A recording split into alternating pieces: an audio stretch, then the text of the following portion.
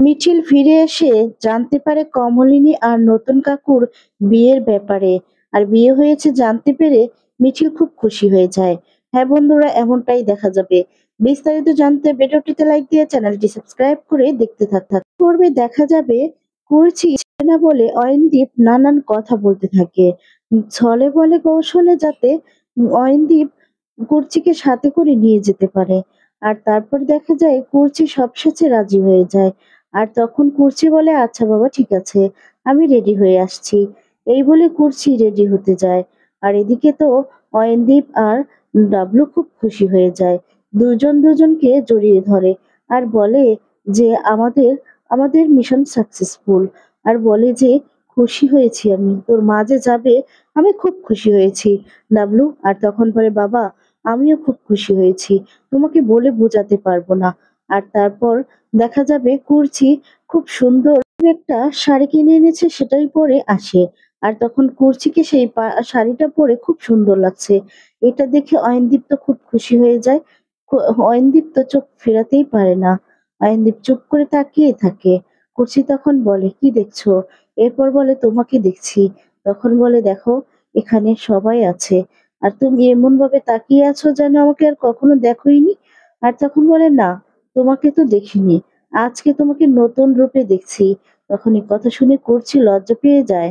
W তখন বলে, মা সত্যিই তোমাকে সুন্দর লাগছে। তখন বলে, হয়েছে বাপু হয়েছে, এবার চলো বের হতে হবে। আর তখন সবাই মিলে বের হতে যাবে। সেই মুহূর্তে সেখানে কমলিনী নতুন সবাই চলে আসে। তখন তাদেরকে দেখে খুব খুশি হয়ে যায়। আর করছি তখন বলতে থাকে যে, বৌদি ভাই তুমি এসেছো, আর আমি তো ভাবতেই পারিনি আজকেই তোমরা আসবে। তখন বলে, আমাদের ডাবলুর বিয়ে, আমি কত ওকে আদর করতাম যত্ন করতাম ছোটবেলা, আর আমি আসবো না তা কি হয়? আমি তো ঠিক মনে রেখেছি, নিহাত একটু ঝামেলায় পড়েছিলাম, তাই দেরি হলো। আর তখন তো ডাবলু খুব খুশি হয়ে যায় আর বলে, মামি তোমরা এসেছো, তার জন্য না আমি খুব খুশি হয়েছি। তখন অয়নদীপও বলতে থাকে, হ্যাঁ সত্যি, তোমরা যে এসেছো বৌদি, তা না দেখে আমি খুব খুশি হয়েছি। আর আমি ভাবতেই পারিনি যে তোমরা আসবে। তখন বলে, না আমাদের ডাবলুর বিয়ে আর আমরা আসবো না তা কি হয়? না ভাবার কি আছে? আর তখন বলে, দেখো আমি তোমাদের সাথে অনেক অন্যায় করেছি বৌদি, আমাকে ক্ষমা করে দিও। এই বয়সে এসে আমি আর সেগুলো মনে রাখতে চাই না, তাই বলছি তোমরাও এই সমস্ত আর কিছু মনে রেখো না, প্লিজ আমাকে ক্ষমা করে দিও। তখন কমলিনী বলে, এছি কি বলছো তুমি? আমার দাদার মতো আর তুমি এ কথা বলছো? না, আমার যে পাপ লেগে যাবে। আচ্ছা, সব কথা বাদ, আগের কথাগুলো তুমি বাদ দিয়ে দাও। ঠিক আছে, এবার তাহলে যাওয়া যাক। আর তখন দেখা যাবে দিকে নতুনের কাছে অয়নদীপ যায় আর গিয়ে বলে, ভাই তোমাকেও আমি অনেক কথা শুনিয়েছি, তাই তুমি আমাকে ক্ষমা করে দিও। তখন বলে, না আমি আগের কোনো কথাই মনে রাখতে চাই না। আর এই যে আপনি সবকিছু ভুলে গিয়ে যে সবকিছু বুঝতে পেরেছেন, এত সুন্দর করে কথা বলছেন, তাতেই না খুব খুশি হয়েছি, সত্যি খুব খুশি হয়েছি। আর বলে যে, আচ্ছা তাহলে আমরা সবাই একসাথে কিন্তু খুব আনন্দ করব, কবজি ডুবিয়ে খাবো। আর তখন বলে, হ্যাঁ অবশ্যই। আর তারপর দেখা যাবে সবাই মিলে ডাবলুর বিয়েতে যায়। ডাবলুর বিয়েতে গিয়ে সেদিকে আনন্দ ফুর্তি করে সবাই। তারপর দেখা যায় জিজ্ঞেস করতে থাকে এদিকে যে, বুবলাই আসেনি? আর তখন বলে যে, না বুবলাই আসেনি, আসতেও পারবে না। আসলে একটু ঝামেলা হয়েছে, সেটা তো তুমি বাবা জানোই। তোমার আজকে একটা খুশির দিন, সেই দিনে সেই কথাগুলো আর ওঠাতে চাই না, তুমি ওর কথা বাদ দাও বাবা। তখন বলে, আচ্ছা ঠিক আছে। এরপর অনুষ্ঠান চলতে থাকে। আর তারপর দেখা যাবে অনুষ্ঠান শেষে এদিকে কমলিনীরা বাড়িতে ফিরে আসে। এরপর বাড়িতে ফিরে এসে দেখা যাবে কমলিনী সকাল হতেই সবার জন্য রান্না করে। আর তখন কমলিনীকে খাবার দিয়ে দেয়। এদিকে তখন আমি বলতে থাকি, ছেলেটা বাড়িতে আসলো না, তাই না? ছেলেটা খুব অভিমান হয়েছে, মায়ের প্রতি অভিমান হয়ে এই বাড়িতেই আসা বন্ধ করে দিয়েছে। ছেলেটার জন্য আমার খুব খারাপ খারাপ দেখা যায়। নতুন অফিসে যাবে, নতুন তখন আসে আর বলে যে, মাসি বারবার করে এ কথাগুলো বলে কি কোনো লাভ আছে? লাভ নেই তো। ছেলেটা যদি না বোঝে তাহলে কি করার আছে? আর বলে, আমরা তো যথেষ্ট চেষ্টা করছি। তখন দেখা যায় মিঠি বলে, হ্যাঁ ভাইয়াদার আজকে বিলটাও তো নতুন কাকু দিয়েছে, নতুন কাকুকে ছাড়া তো উদ্ধারই হয় না। আবার নতুন কাকুকে দেখতেও পারে, নতুন কাকু কি এমন অপরাধ করেছে আমাদের সারা জীবন আমাদের দায়িত্ব নিয়েছে। সেটাই কি অন্যায়? আর তখন দেখা যায় নতুন কাকুকে খাবার দিয়ে দেয় কমলিনী। নতুন কাকু তখন খেতে থাকে। সেই মুহূর্তে মিঠিল ফোন করেছে।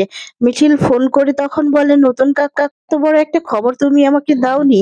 আমি তোমার উপর অভিমান করেছি। অথচ তুমি আমাকে এত বড় একটা খুশির খবর আমি জানতেই পারিনি।" আর বলে, "তোমার উপর রাগ করে কিন্তু আমি এখন যেতেই চাইছিলাম না।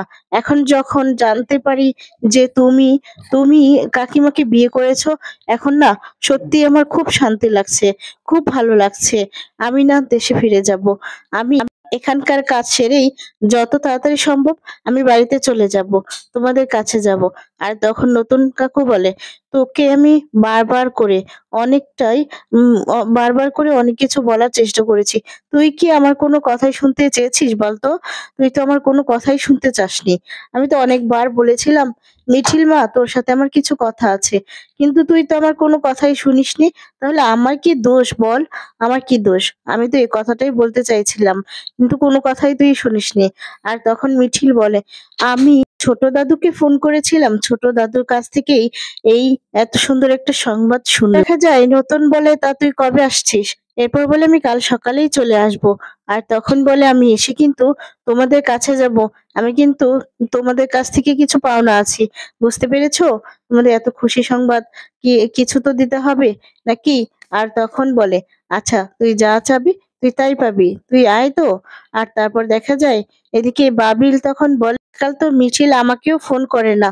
আর তখন বলে, "আমি তো এই জন্যই ফোন করতাম না। কারণ আমার নতুন কাকুর জন্য আমার খুব রাগ হয়েছিল।